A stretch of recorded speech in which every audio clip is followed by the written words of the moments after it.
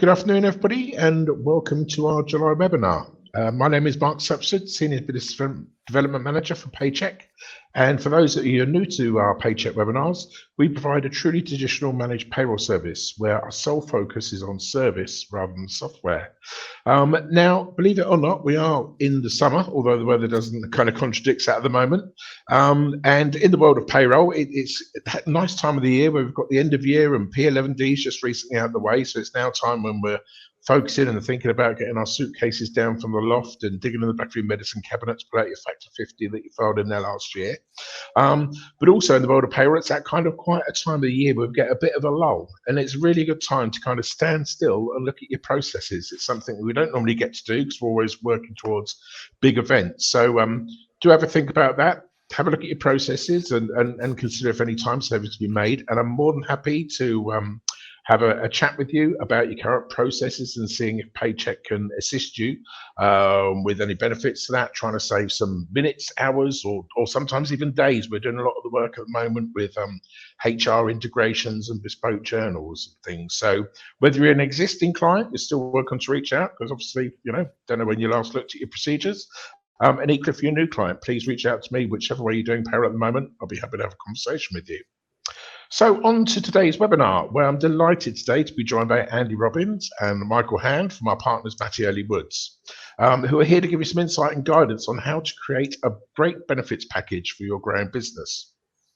We've got a good number of people attending today, I'm pleased to say, so let's make it as interactive as possible. You'll see on the right-hand side of your screen a little Q&A chat section there, so please, as we're going along, do put questions into that chat if you have any, and we'll cover those off at the end. We're also going to be releasing a poll before we move into the questions at the end as well.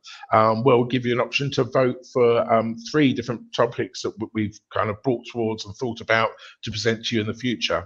So around that, please do follow both ourselves, Paycheck, and Mattioli Woods on LinkedIn, so you keep abreast of any of our updates and when we're due to release the next webinar. And as always, we'll be recording this webinar for you. So if you do get any interruptions during the webinar, or you've joined late and missed the beginning, don't panic. We will be sending out recordings, obviously in about a week's time to you if you've already registered, and do reach out to us if you need any more help on that. So without further ado, I would now like to hand you over to Andy, who will now give you the webinar. Thank you. Thanks, Mark, and welcome everybody. Mark, you've already mentioned about the British weather, and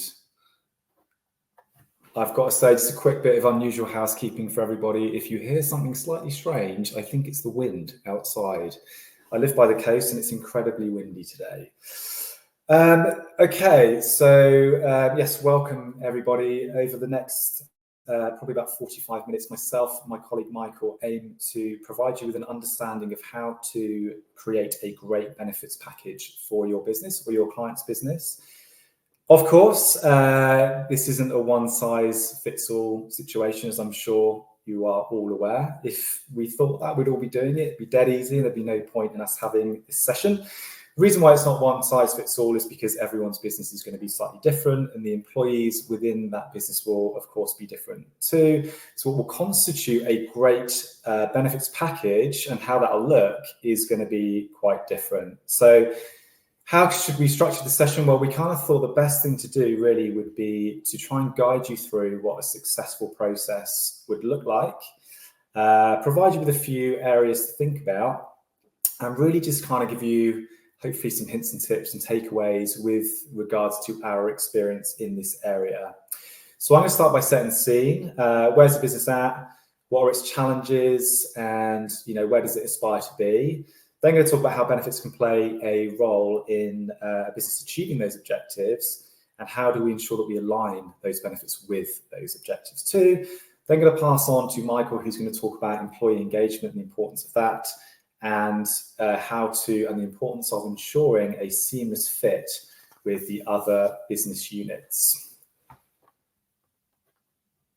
Okay, right. So before we get on to looking at how we might be able to construct an impactful business package, let's really start at the beginning.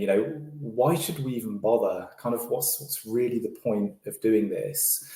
And unashamedly, I have taken this from the CIPD website, and I quote, "Employee benefits offer a way to attract and keep people, contribute towards improving well-being, and encourage required behaviors, achievements, values, and skills." So this may go some way to help understand why a business may go over and above just from those things that they really just have to do, of which there isn't really many. Now it's really, I suppose, just a workplace pension and making sure that you are compliant with auto-enrollment legislation, and anything to do with contract law, making sure that your employee contracts are aligned with your reward and benefits package. Anything over and above all of that is really going to come down to what the benefits can achieve for you specifically. Just to throw a couple of stats at you. We all have stats. A recent survey from a firm called Avedo in their UK employee benefits trends study has indicated that 65% of candidates consider employee benefits as a crucial factor when evaluating a job offer. And 70% of employees are more likely to stay with a company that offers well-structured benefit packages. Now, I think it's pretty clear that employees nowadays are certainly more demanding, perhaps, should I say, than they have been in the past. And I think, they're certainly right to do so in many ways. The market is extremely competitive. So if a benefits package is important, and I'm sure everybody on this session will agree that it is, or they probably wouldn't be on this session, what does a great benefits package look like? Well, this can really only be understood with a clear appreciation of the specific challenges and objectives that related to the business itself. So, for example, it could be, I suppose, that you may have a business that is taking along perfectly well. They are quite happy standing still because they think they're not going to go backwards and they don't really need to do anything. In which cases, I've said, they didn't really have too much to worry about. They have their pension legislation to worry about and they have contract law, as I've already stated. However, that sort of situation is very, very rare and probably not the right way to go about looking at things. You want to be successful in the future, so no one should be really standing still. So there's going to be some specific challenges and objectives that all businesses will have. And the sorts of things that we come across could be maybe a business wants to challenge competitors or explore new business opportunities in different markets. Maybe they want to become an employer of choice and lead the market. In the shorter term, perhaps they need to overcome certain recruitment or retention challenges. And in that regard, we tend to find that as people's environment kind of eases up from a financial perspective, that recruitment can sometimes be a little bit easier just because turnover can sometimes be a little bit higher. So that can really be a risk to a business, but it can also be an opportunity. Other challenges and objectives perhaps might be that the business is struggling with well-being issues, which could filter down to increased absence or motivational issues. They may have a desire to increase efficiencies and save money. Find me a company that doesn't want to do that. Or they may have even specific ESG considerations as well. Now, once they've identified, the challenges that they have to get them to the places that they want to be, there are a range of tools at a business's disposal that can really help them to understand how on track or off track they currently are for achieving those objectives. And also if their current rewards or benefits package is maybe adding to those challenges, is it holding them back? So what are these tools? Well, this probably isn't an exhaustive list, but some of the things that we know that companies can use would be things such as benchmarking. So this could be benchmarking against your industry as a whole, or maybe even specific competitors that you have in mind and that you want to maybe supersede. So like, where does your business rank? What are your competitors doing that you aren't? And there's quite a lot of freely available benchmarking data that you can get just from looking online. Of course, there are third parties as well that can help you with it. Some paid for, some not. So you've got your paid for consultancies, reward and benefits consultancies. And you have, I suppose other things you might look at, if you ask them nicely, you could look at a specific recruitment consultancy within your market as well. They'd have a pretty good foothold on what other companies and your competitors might be doing. Other than that, canvassing the staff, your workforce via things like surveys, and this is pretty straightforward. Staff is not rocket science, but there's a lot of companies that just do not do this very well, to be honest. So they are missing out on a lot of important information. Focus groups as well. If you do a focus group, make sure that you have a fair employee demographic to get a good sample. Feedback from recruits is important too, and also from exit interviews. So what do they want? What do they appreciate? Why did they join you? And probably more importantly than that, why are they leaving you, or why did they not join you? And this extends really well, I would say, to the current rewards and benefits package that a business has in place. So, do your employees understand and appreciate what they currently get? Do they even know what they get? I mean, you'd be surprised the number of employees that have no idea the benefits that their employer is paying for them. They just don't even know that it's there for them. So let's find out if that's an issue. Also, with existing benefits, a lot of useful management information can easily be obtained from the provider or the third-party insurer themselves. So things like usage or engagement statistics. And this can often really help to identify negative well-being trends that may be impairing the business, as well as allowing any interventions in the future to be objectively measurable. So things like, for example, are a percentage of the workforce seeking support or treatment from something like an employee assistance program or health cash plan or a private medical insurance scheme in relation to one or two specific issues? Are these issues impacting things like absence levels, morale, or productivity? And could targeted interventions make a meaningful impact? For example, the cost of living crisis, we're all very much aware of this, is really seen from what we've noticed, an uptick in stress-related illness, sleep deprivation, substance abuse, to name but a few symptoms really of what's been going on. And could something like a relatively inexpensive financial well-being or financial education course or set of courses really, really help the situation, provide some great outcomes, and also return on investment as well for the business? Ultimately, you could be the most paternalistic employer in the world. However, it really doesn't hurt to engage your workforce with the benefits that you provide. And if you don't, they certainly are not going to appreciate them, and you will not get much bang for your buck. Speaking of which, if we're talking about money, consideration, of course, must be given to a business's budget. So what is it? Is it enough to achieve your goals? And it's really not going to escape anyone here, I'm sure, that things are now costing more than they ever used to, not least insurance, which has really increased way and above rates of inflation over the last few years.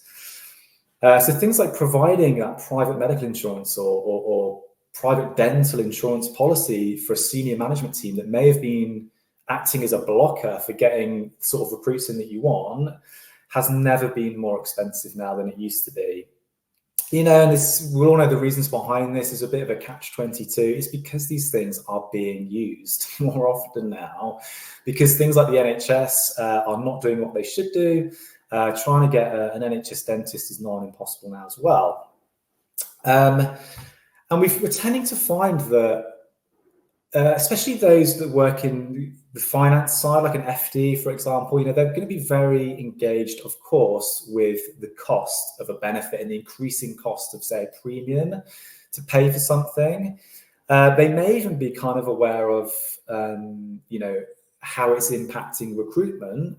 And it may be acting, like I said, as a blocker for getting certain staff through the door. However, what we tend to find that they don't often think about is any other positive monetary gain that you may have from having something in place. So, for example, what is the cost of the business for having a key employee having to wait to, on the NHS to get treatment and for not to be able to come back at work and get onto their job that you want them in the office or working from home, wherever it may be? You want them doing their job and you want them at full capacity. what is the cost of the business of not being able to do that? So factoring that into any cost of something like a benefit that will do that is important, I think. Finally, ensuring that all legal loopholes are being utilized, I think, is very important as well, especially from a cost perspective. So things like salary sacrifice, often known as salary exchange, that's been knocking around for quite some time now, and accountants got pretty creative at one point as to what they started using this for. So the government had to sort of intervene and provide very clear guidance on what it can and can't be used for. But it's still very, very popular, and it allows a variety of really popular benefits to be provided. You know, things like workplace pension contributions, to annual leave purchase, to electric vehicle leasing. And, you know, the associated tax and national insurance savings can make the funding of these benefits so much easier for employees. You know, it's giving them a massive discount. And then for these, you know, fully exempt salary exchange benefits, there is an employer NI saving as well, currently 13.8%. So, you know, this not only allows the business to probably put these things in place at nil cost, but potentially at better than nil cost, actually provide a net saving for them as well. So why would you not be putting these things in if actually it might save the business money from a net cost perspective? In short, before we move on, I mean, if anyone is part of a business or they have clients who are not using salary sacrifice or salary exchange for anything, you are really in the minority now, and there's a lot to be gained by considering it. So please do let us know, and we'll be happy to talk you through how it works and what the benefits might be.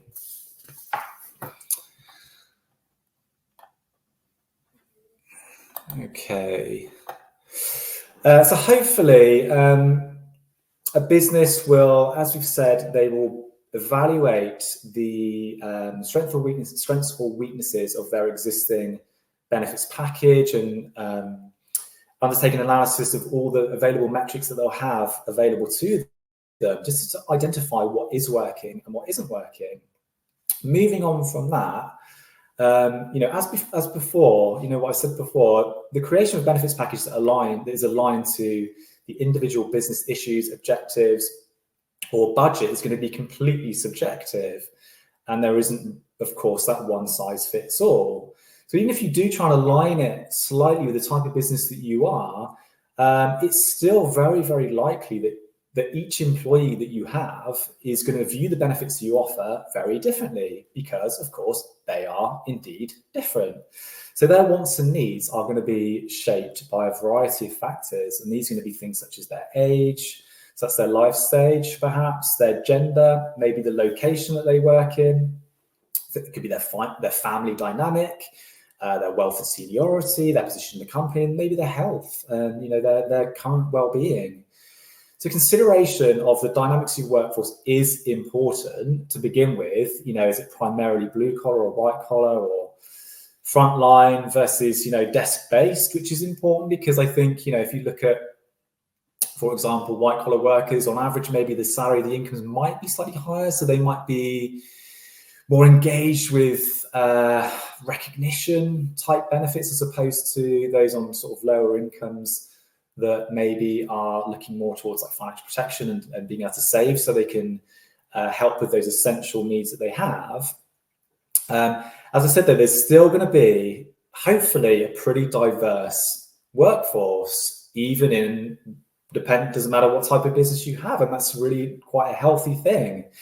So, you know, over and above the necessary things that a business needs to provide, or the things that are maybe targeted, you've identified through looking at any MI you've got, it's really likely that if you want to have a successful benefits package that's going to kind of touch everyone and make everyone feel great, it's going to need an element of choice. So this won't be the first time you're going to hear me say the word choice. One of the key words of what I've got to say today. Now, if we take a step backwards just quickly, you know, we used to find that employee benefits mainly construed a bit of a filtered down approach. It'd be maybe, you know, the MD or the business owner, what they wanted, or perhaps, you know, slightly better than that, maybe what they presumed that the majority of their employees would want. You know, how do we touch the most people within our sort of budget, or even sometimes you'd have what we'd maybe term the magpie syndrome, you know, where there's a distraction by shiny things, could be fads, could be buzzwords, and they take their eye off the ball of what's actually relevant to their workforce themselves. And what this would do would quite often lead to a significant percentage of the workforce feeling perhaps alienated or disengaged. Furthermore, many benefits previously were fairly intangible. You know, maybe they were insurance-based as well. So things like group life assurance, like death in service, often referred to, or group income protection insurance. And you know, there's nothing wrong with those benefits at all. You know, they're fantastic. They will provide, you know, real financial peace of mind and protection. But it's after something nasty has happened, so after the event. So it does very little to really excite or engage, especially where the specific employee feels like they don't need it. So, you know, a good example of this might be a company who's paying maybe a reasonable amount of money to provide private medical insurance for all of their employees. Now, this could be, well, it is a fantastic benefit in my personal opinion, and it will be in the eyes of many staff. However, if you have someone who is maybe younger than myself, somebody who maybe doesn't have a family, they're very, very fit and healthy, they may view this with real disdain. We have seen this, believe it or not, plenty of times, because it's costing them money in tax through benefit in kind tax. So in that instance, the benefits budget, the money that's been spent on that employee in particular, is having a total opposite effect of what it should. So allowing each employee to pick and choose their own benefits, to effectively design their own personal benefits package, is really going to create buy-in, and it's going to dramatically increase engagement. Another stat for you from the Haas Business School, they found that people who are appreciated and valued for who they are tend to be up to 43% more effective in their job role, and rewards and benefits feeds into this so well. It's so important. Now, okay, so choice, I mentioned it again, providing that choice sounds great.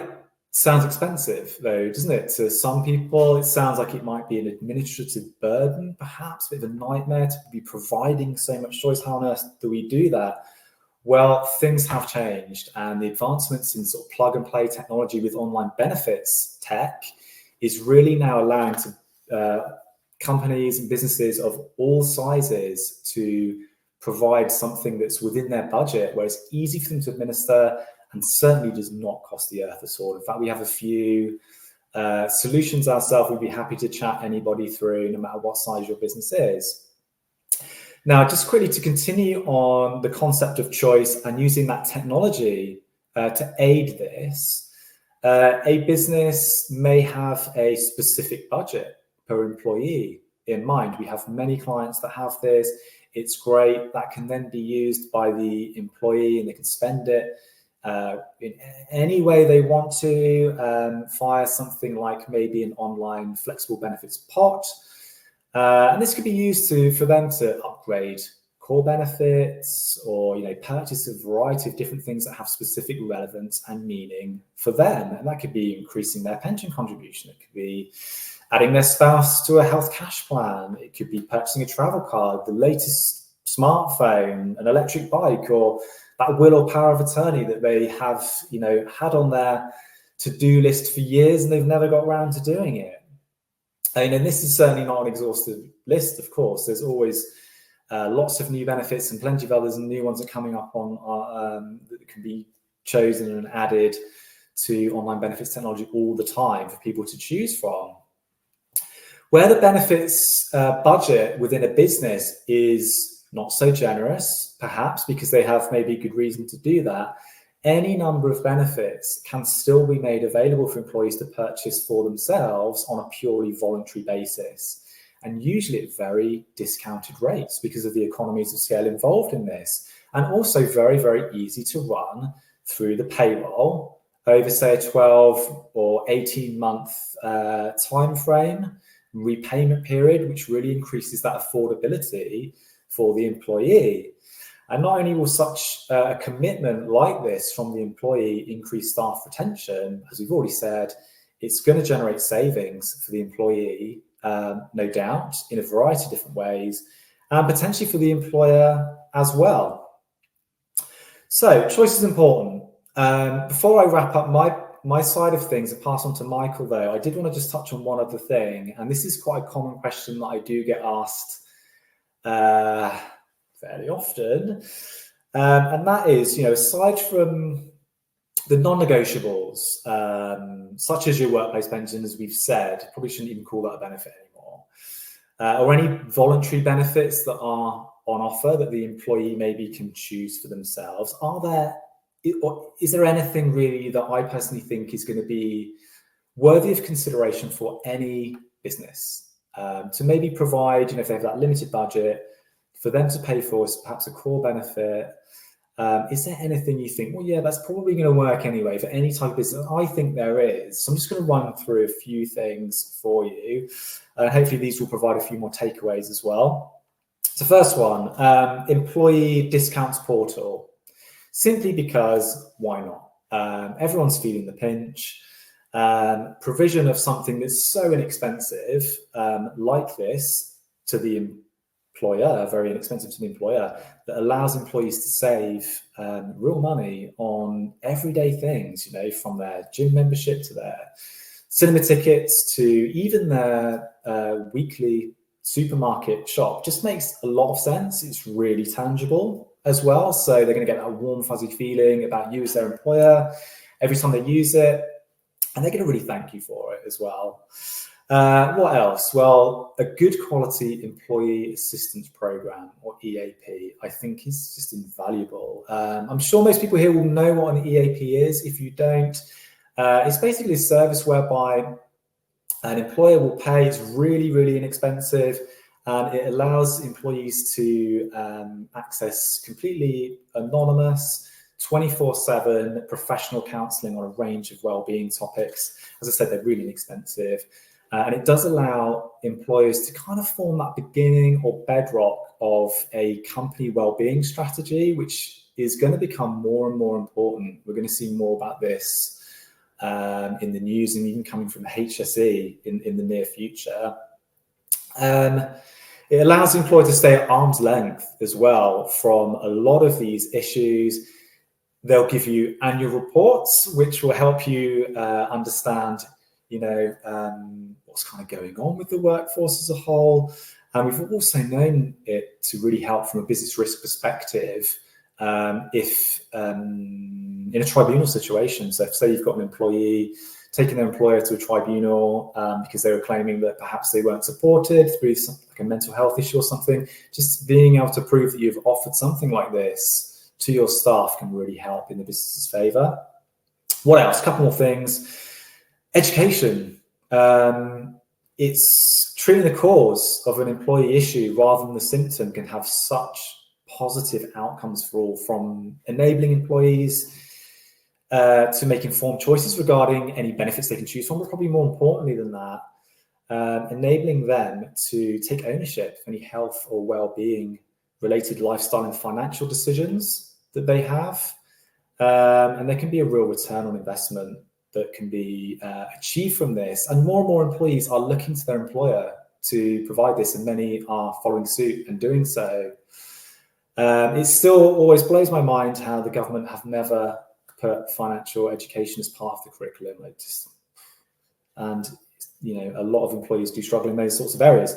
Finally, before I pass over to Michael, a number of benefits can really help employers to achieve any in-house ESG agendas that they may have, or help them transition in those ways by maybe subsidizing or encouraging certain lifestyle choices. And the great thing with this is usually these wholesome and healthy things, which are really popular benefits as well, can be used via salary exchange. So the government are quite happy to do that. So they're trying to encourage those activities as well. So things like ultra low emission vehicles, bikes to work, health assessments can all be offered on even just a voluntary basis, and they will save the business money, and the take up usually is pretty healthy. So again, you're going to get that engagement. Right, that's my part done. I'm now going to hand over to my colleague Michael, and he's going to discuss the merits of employee engagement, and I'll come back with Michael and answer any questions that anyone has. Thank you very much. Good afternoon, and thank you, Andy. And hopefully that's given you and your business clear insight into making your employee benefits package great for your growing business. But to continue your journey to greatness, you can't settle on your laurels. A critical part of any employee benefits package is to communicate with employees and help them engage with the benefits that you have and that you might have in the future. Why is it so important? Well, we all deal, I think it's safe to say, with a lot of information in our own and our work lives. And it shouldn't be assumed that just because you've got an employee benefit or benefits, that they're actually understood and they're actually used in the way they should be. As Andy said earlier, how do employees know what they have on offer unless you tell them about it? In my experience, you've got to be clear on what benefits are offered and how they work, because the clarity of education will help break down any barriers, and it will lead to greater understanding, greater use, and more informed choices, meeting hopefully your important engagement objectives. Engagement's got to be part of your business package, benefits package, regardless of where you are in your business growth cycle. Consider how you deliver your engagement and communications now. Is it the same as what you did a few years ago? Is that still suitable? Have things changed? You might need to ask yourself that question and then evolve your strategy. A well-considered strategy can help attract, motivate, and retain staff, helping them get the most use out of the benefits that you offer them. It's also worth noting through a report, through the HR priority report, that 67% of HR managers are facing tighter budgets and they're being asked to do more with less. So perhaps engagement, a good engagement strategy, will help you get a return on the time and effort and the spend that you've put in on the benefits to get people to use them and really appreciate them. Instructions. Well, we all know that we should read instructions so we know how things work. We all buy things to carry out specific jobs, but do we get the best outcomes from the items we buy? Do we read the instructions to get the best value from what you have? You can all answer that own question yourself, I'm sure, but perhaps you can think like that about the benefits that you provide to your employees. Make sure they come with the right instructions, make sure they're clear, probably need to make them not too long, but specific. And then they're more likely to be able to read what's on offer, understand what's on offer, and how to use them. So they'll be more engaged. Regardless of how you choose to engage your employees, it's extremely important to update the benefits engagement package you have. Update your communication material. Not updating changes and therefore having out-of-date information can lead to confusion, and naturally it's going to be off-putting. And that might drive down the engagement, which is probably the opposite of what you want to achieve. Things do change in benefits evolve. You might make clear at outset what you have, how to use that benefit, but it could be something as simple as a telephone number changing. Andy's mentioned an employee assistance program. You might change provider, that telephone might change. But if you don't update that telephone number, someone wanting to use it, they probably won't be able to use it at first time, and that might put them off and make things more difficult for them, which isn't the outcome that you want. So updating is extremely important. And overall, there's a really strong case for engagement, a good engagement strategy being part of your growing business strategy for your employee benefits. But how do you do this practically? You'll naturally want to promote the benefits you have in place, outlining how each benefit works and in what circumstances they might be used, and what actions need taking, because sometimes people do need to do things such as joining the online service for pension, get them involved with their pension by downloading the app, and highlight potential added value services that some benefits provide, all using plain language. And you might also want to incorporate your own corporate style within your communication strategy as well. Make it tailored to your business. An opening announcement and one-off group presentation is not untypical for a launch of benefits, thus creating both initial excitement and engagement. And any new staff, as part of their onboarding process, should have all the relevant information provided to them. An employer may feel that this is sufficient and therefore don't need to provide any further purposeful information. But I think it's probably, we can all admit that we do forget things, and perhaps we forget things more quickly than we realise. So it would suggest that ongoing engagement is going to be an important part of your benefits package as your business grows as well. It should help further reinforce the benefits you have, how they work, and encompass any change, as we've discussed previously, making sure that information remains relevant. Having initial and ongoing engagement in place is likely to cut down on any ad hoc queries you might get from employees, and it means that everybody receives the information. It's not just those that ask. Within your own growing strategy, you can also prioritize your benefits. Not all benefits are equal. You can identify what the hot topic is at a given time. Andy's highlighted earlier, COVID. COVID increased mental health support needs. Cost of living crisis has allowed employers to highlight areas where employees can seek value, such as benefit discount sites. You can also use awareness days or awareness weeks. There's a forthcoming pensions awareness week in September, and you can really use that to focus on a particular benefit and shine the spotlight on that benefit at that given time. Customization is also something worth considering. It can play an important part. As we considered earlier in the session, regarding appropriate benefits, we are all different. We've been reminded that we are all different, and therefore, rather than generic communications, perhaps it's a good idea to use some tailored communications to group or individual needs and provide a much more personalized touch. For example, those coming up for retirement may benefit from targeted communication to help them prepare for their after work life.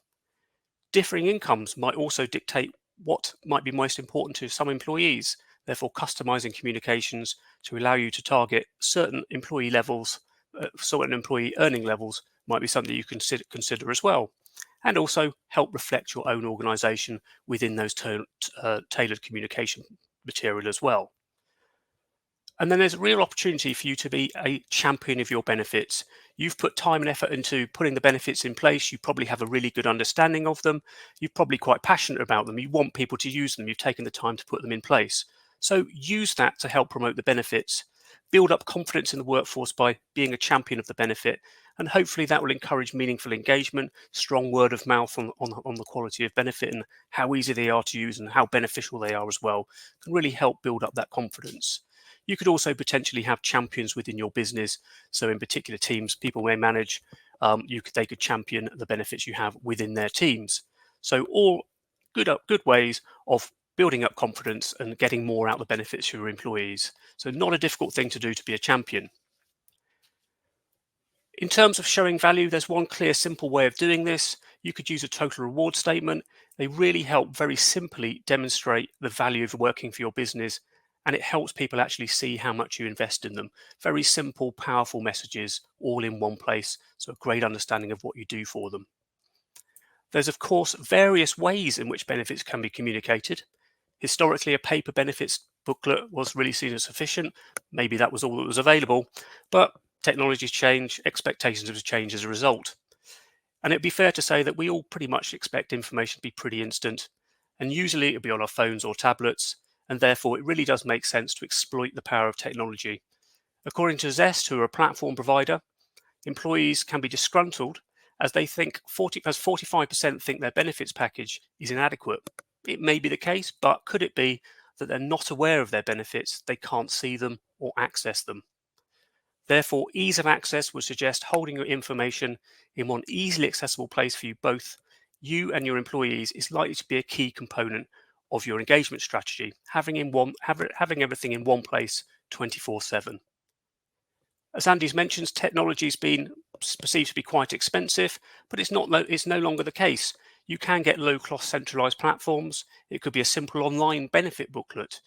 There are other more sophisticated options available, but there's always an option to suit most businesses and most budgets. Alongside technology, it's not necessarily the be-all and end-all. Human interaction can provide a much richer experience than just reading material. One-to-ones, group presentations delivered by experts can help foster discussion, break down barriers, and allow employees to ask questions they think of there and then. Overall, a rounded employee engagement strategy could be a combination of one access point technology, email reminders, newsletters, certain customization messages, regular in-person sessions, whether it's one-to-ones or groups. Really think about what suits you as a business now and as your business grows. But the most important thing to do is have an engagement strategy and evolve your strategy. We've talked about how engagement can help employees understand the benefits that you provide and get value from them. But can your strategy allow your benefits to work not only for you, not only for your employees, but for you, the employer? As Andy has looked at, benefits strategy takes a lot of consideration, no matter what stage your business is at. It will mean more administration from you and may involve several different people or departments. And as we've seen, importantly, your benefits will require an engaging engagement strategy. All this takes time. So technology is not only a wonderful opportunity for you to engage with your employees, but it can allow you to simplify your administration, be it having all your benefits in one place, helping to avoid confusion where everything is, allowing you to easily update material, turning it into a relatively quick, simple job. Things aren't lost, things aren't forgotten. And also remove the need for paper-based forms like a salary exchange form, perhaps. Or it could be simply data transmission from separate business functions like payroll, HR, and finance. Online technologies are structured to help streamline administration, payroll functions, and really no matter how many benefits you have on offer, they can be easily coordinated centrally. These integrations are likely to save you time, reduce your admin, and help keep your data and information up to date. We've touched on evolving and fine-tuning. Technology platforms, well, Andy's mentioned management information. They will provide this management information for you. And you can easily allow you to monitor the progress of your benefits, drilling down by employee characteristics like age and salary. And the data will help you demonstrate success and perhaps highlight areas where you need to spend a little bit more time promoting to get more value from that particular benefit. And it will also help you continually evolve and support your improving benefit strategy overall.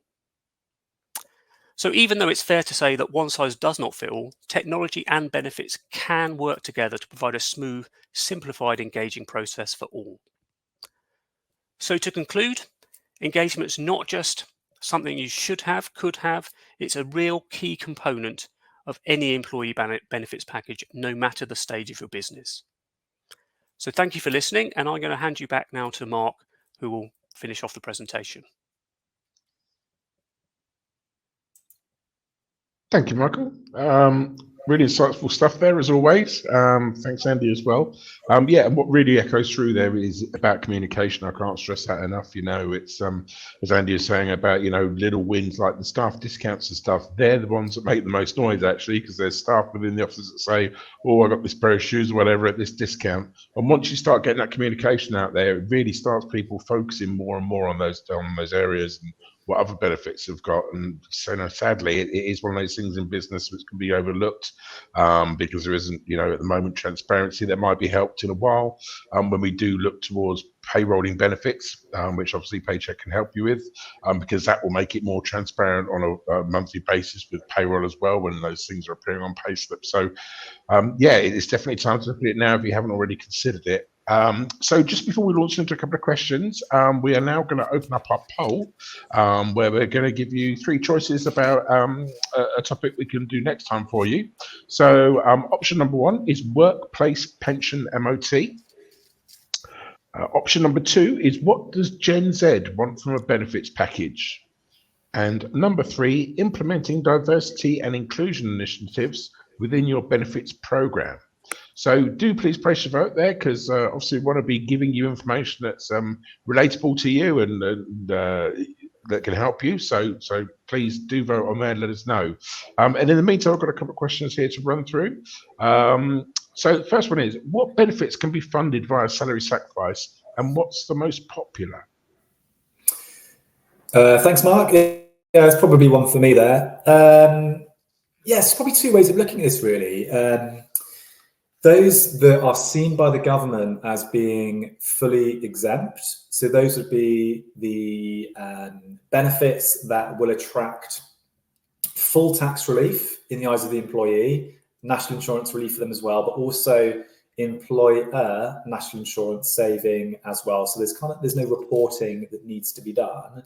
So these tend to be, very, very popular, of course. And as I sort of explained in the presentation, these will often meet any ESG agendas that a business might have as well, because they are generally designed to promote pretty wholesome activities. So these would be things like, obviously, employee pension contributions, always going to be the most popular one. Every business is going to have a workplace pension if they're employing at least one person. So there's a place for this, and for a business to save good money, and for the employee as well, which can allow them to save even more money, of course, into their retirement savings plan.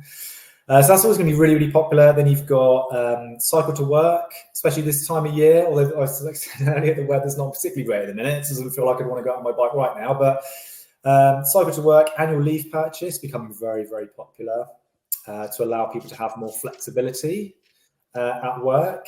Electric car leasing becoming a big one. Although bear in mind, there is a kind of strange special benefit in kind rate that does apply in the eyes of the employee for that, but you're looking at, I think it's 2%. That's all if it on a purely electric vehicle. So still massive savings to be had for both the employee and the employer. Health screening, I think, as well. I think there's one per year medical checkup that can be done in this way. So those are fully exempt ones. So they do tend to be very popular. Pretty much anything else within reason in terms of benefit wise can be either upgraded or added voluntarily by an employee, and it can be run more often than not through salary exchange as well. However, where they're not fully exempt, there will need to be a reclaim of the employee tax and the employee class 1 national insurance as well. However, the employee will always make that saving on their NI. So there's still a good reason to do it. Excellent, thank you. Next question, how often should I review my engagement strategy? Well, I'll take that one as I've covered the subject. Essentially, I think really importantly, as I was saying, it's really important to review your engagement strategy. Don't just put one in place and then never think about it. So it's probably really important to have a point in time, maybe annually, to have a look at what you provide. Maybe some of your benefits have changed. Maybe it's providers, we've said. So maybe annually is a good point to start. If you haven't looked at your benefit strategy for a while, probably now is a good point to do it as well. And then if you've got any changes, is your company growing in size exponentially? Are you recruiting a large number of people? Have you brought a new business in? And that's a good point to think about how you're communicating what you do. Maybe online technology might be better as your business starts to grow as well. So that's worth reviewing as and when your business might be moving forward. And also that use of the management information that can tell you what might need promoting, what might need a little bit more attention as well. So there isn't really a set criteria, but certainly annually is something to consider. And then as your business changes and also potentially budget changes as well, and what you can do and going forward with your engagement strategy. Thanks, Michael. And linked to that question, is there a particular time of year when people should kind of look at that? Is there a better time? Well, a lot of time people will do that perhaps when they review things like their group life scheme, their group risk schemes. Also, annual governance meetings as well at pensions will highlight inefficiencies with communication. But it could well be timescales. But after the summer holidays, people will look to do things when people are back, they're refreshed, and potentially things after Christmas if they want to highlight things like discount sites as well. So there's different things you can do at different times. Excellent. Thanks very much. Well, that's all the questions we've got for now. Please do reach out for us if you've got any more. Like I say, do please also follow us on LinkedIn, both Mattioli Woods and Paycheck, to keep abreast of when our next webinar is and the subjects that you've chosen. So if you haven't chosen your next subject, please do that before you leave this webinar. And it leaves me to say thanks very much to Andy and Michael, and we look forward to speaking to you all soon. Many thanks. Thank you. Thanks so much. Thank you. Bye.